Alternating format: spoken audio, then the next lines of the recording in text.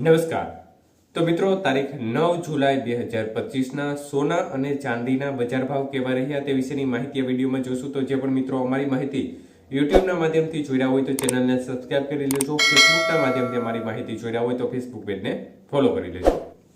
તો સૌપ્રથમ ચાંદીની બજાર જોઈએ તો 1 ગ્રામ ચાંદી 110 રૂપિયા, 8 ગ્રામ ચાંદી 880 રૂપિયા, 10 ગ્રામ ચાંદીનો ભાવ 1100 રૂપિયા, 100 ગ્રામ ચાંદી 11,000 રૂપિયા અને કિલો ચાંદીનો ભાવ આજે 1,10,000 રૂપિયા સુધી રહ્યો હતો।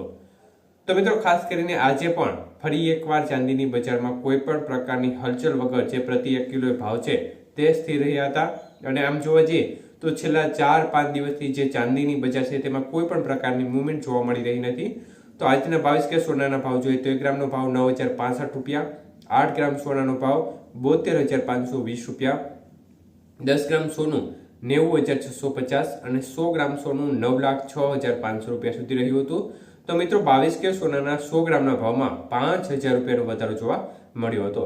જ્યારે વાત કરીએ આજના 24 કે સોનાના ભાવ વિશે તો 1 ગ્રામ સોનાનો ભાવ આજે 9,889 રૂપિયા, 8 ગ્રામ સોનાનો ભાવ આજે 79,112 રૂપિયા, 10 ગ્રામ સોનું 98,890 રૂપિયા અને 100 ગ્રામ સોનું આજે 9,88,900 રૂપિયા સુધી રહ્યું હતું।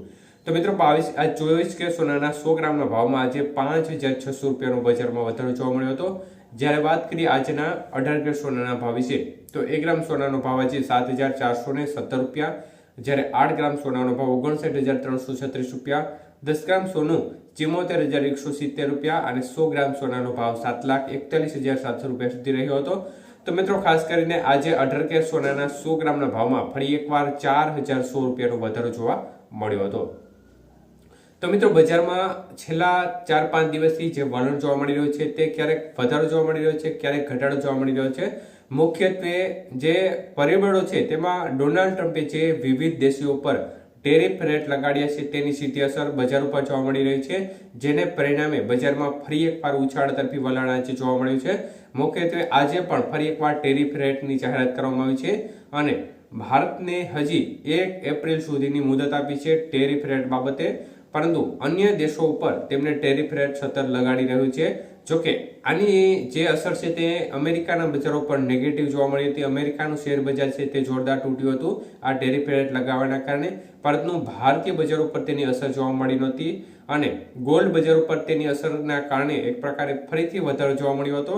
તો આના પરિણામે સોનાની બજારમાં ફરી એકવાર ઉછાળા તરફી વલણ જોવા મળ્યું હતું। તો ડોલર સામે રૂપિયો છે તે પણ ફરી એકવાર નબળો પડ્યો છે। આજે 85 રૂપિયા 68 પૈસા નજીક ડોલર સામે રૂપિયાનું મૂલ્ય અત્યારે જોવા મળી રહ્યું છે।